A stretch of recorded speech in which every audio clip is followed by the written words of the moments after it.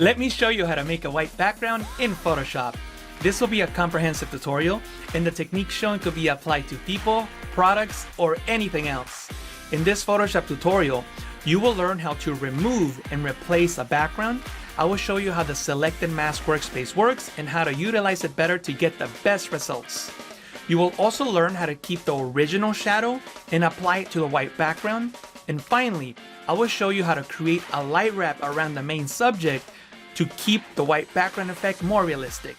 And just like all my other Photoshop tutorials, I will show you many Photoshop tips and tricks, so make sure that you watch to the very end.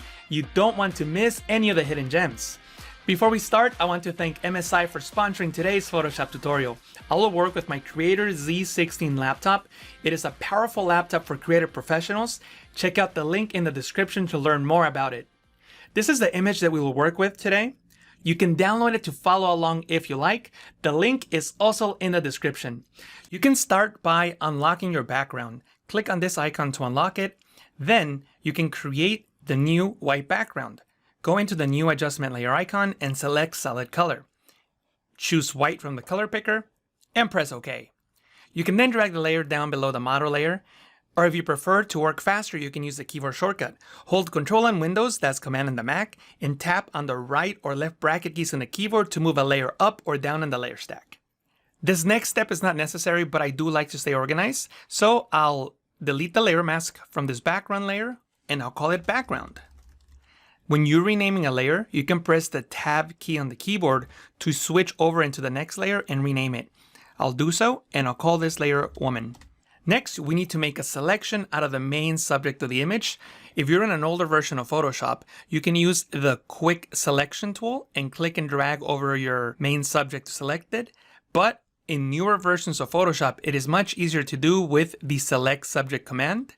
Go into the select menu and choose subject. This command will use artificial intelligence known as Adobe Sensei to analyze your image and select the main subject. The selection is not perfect, but it's a great starting point.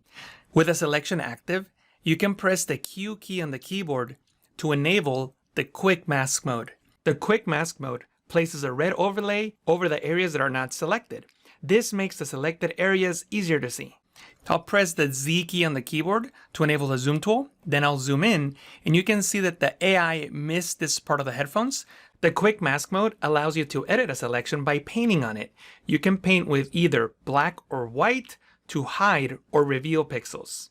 Go to the toolbar and select the brush tool and paint with white to reveal those areas. And also, you'll notice that the AI missed the chord here.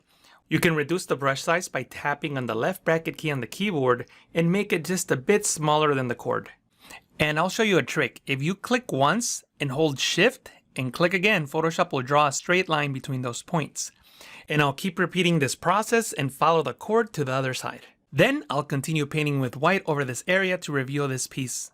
In your image, spend more time fine-tuning these small details, but I will move on to the next step to save time. I'll tap on the Q key once again to reveal my selection, and I'll go into the Layers panel and click on the new layer mask icon to create a layer mask based on the selection. Before we move on, let's fine-tune the layer mask just a bit. With the layer mask thumbnail selected, you can go into the Select and Mask Workspace button from the Properties panel. This workspace allows you to fine-tune a layer mask. By default, you'll be in the onion scanning mode, but to start, I like to go into the black and white view so that we can see the image in black and white. And what this panel allows you to do is refine the edges of the mask using the sliders here under Global Refinements. I'll click on the zoom tool and I'll zoom in so that you can see the edges of the mask. You can see that the edges are a bit jagged, so you can drag the smooth slider over to the right a bit to smooth out those edges. And you can increase the contrast to sharpen the edges of the mask. I think that this looks good in this case, and I'll press OK. As you can see, Photoshop does a good job on these edges, but it didn't do that good of a job on her leg. So again, you can select the brush tool and paint with white to reveal any missing areas, like so. When masking people, I like to apply two passes with the Select and Mask Workspace. The edges on a person's body are very different than the hair edges. With the first pass, I like to work on the hard edges And on the second pass, I focus only on the hair. This technique gives you much better results. So go back into the Select and Mask Workspace and click on this tool, the Refine Edge Brush tool, and just paint over the edges around her hair like so that Photoshop analyzes those edges and creates a better selection around her hair. Alternatively, you could have clicked on the Refine Hair button to do this with AI. I just figured that I would get better results by doing it manually. This is looking good, so I'll press OK. Again, you can always select the brush tool and paint with black to hide pixels. Black is currently my background color, so I can just tap on the X key to swap my foreground and background colors. Once black is your foreground color, you can paint on the layer mask to hide areas that shouldn't be showing. And again, spend more time fine-tuning the mask. This is where the magic happens, when you spend more time fine-tuning these smaller details. But there's no need to spend time doing that in this video. Next, let's work on the shadow. If you hold Shift and click on the layer mask, you will disable it, and you'll be able to see the shadow on the original image. You can actually take this shadow and place it up against a white background to create a more realistic effect. So that we can use that same shadow, I will need to duplicate the layer, so you can press Ctrl J on Windows, that's Command J on the Mac, and I can name the bottom layer Shadow. If you like, you can remove the word copy from the top layer, but I don't need to do that. I'll disable the top layer, and we'll work with this bottom layer. This bottom layer will contain the shadow. To better visualize what we're doing, you can invert the layer mask so that you hide the foreground and reveal the background. To do so, select the layer mask thumbnail and press Ctrl I on Windows, that's Command I on the Mac, or you can go into the Properties panel and click on the Invert button. So now the mask is revealing everything but the model, and that's what we want. On the side, you will notice a water bottle and a jump rope. You will need to remove these objects if you want to use the shadow on your white background. To remove these objects, you can select the Clone Stamp tool from the toolbar. Select the layer thumbnail, not the layer mask. Make sure that the focus, the white outline, is over the layer thumbnail. The Clone Stamp tool allows you to paint pixels from one area to another by copying them. First, you need to set a sample source, the area that Photoshop will use to copy. You can do so by pressing Alt on Windows, that's Option on the Mac, and clicking over the area that you want to copy.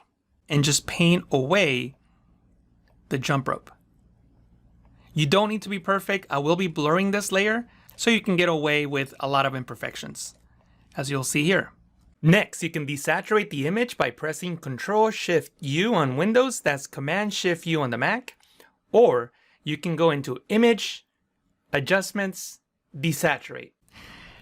Next, I'm going to blur the layer so that we can remove the detail from the ground and just keep the shadow. To do so, you can go into Filter, Blur, Gaussian Blur, and you can blur it accordingly. You don't want to blur the image so much where you lose all details, but you also don't want to keep the blur so low where the texture on the ground is still visible.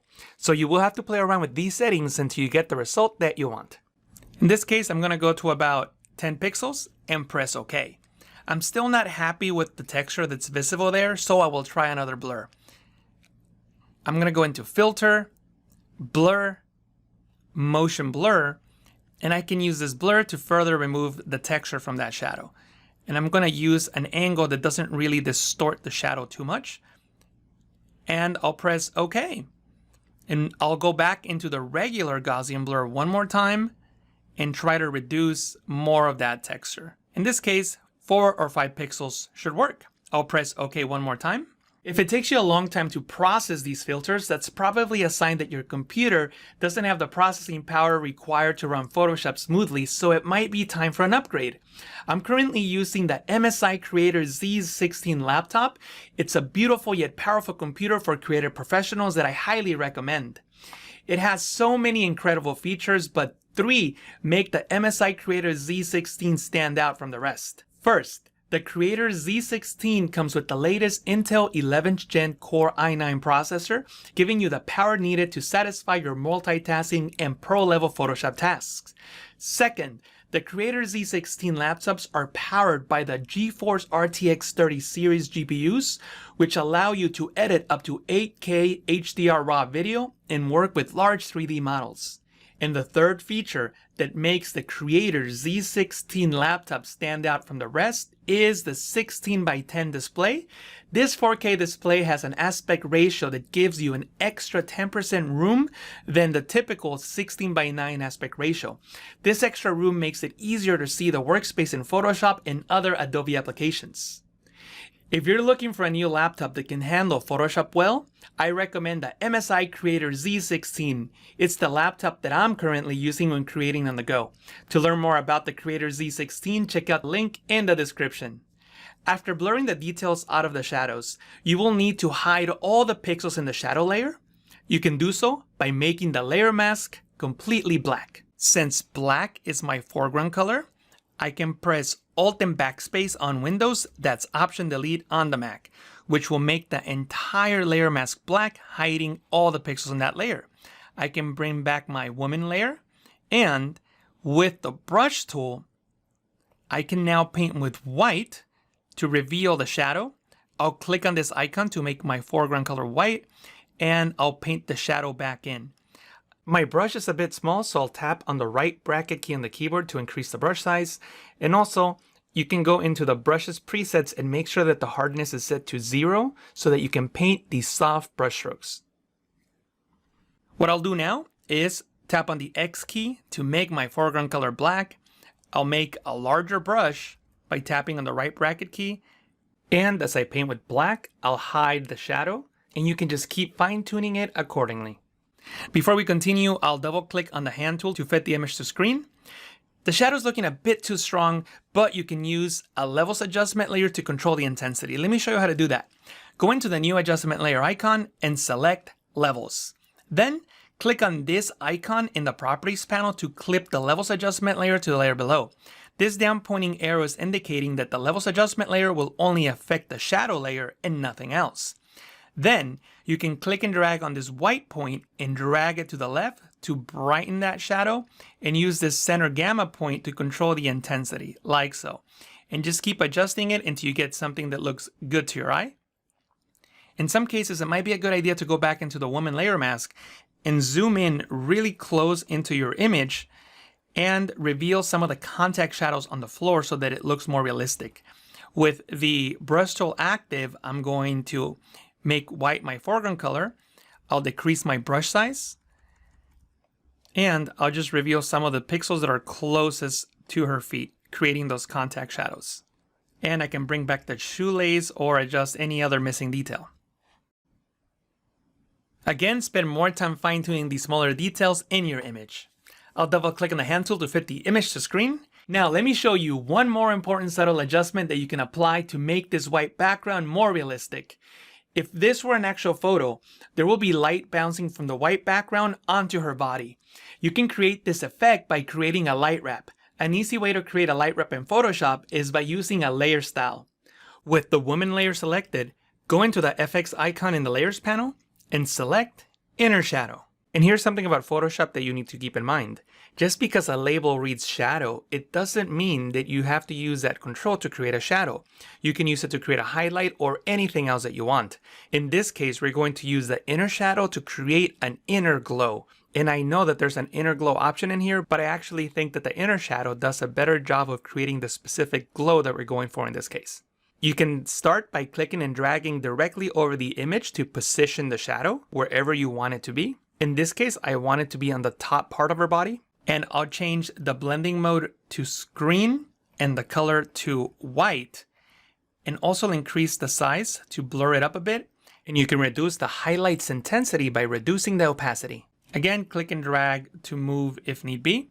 And this is simply creating that effect that there is white light bouncing from the background onto our model, before and after. It's a subtle effect, but I think it brings a lot more realism to the image. After creating the light wrap, go back into your image and work on the smaller details. This is what my image looks like after spending just a few minutes cleaning things up.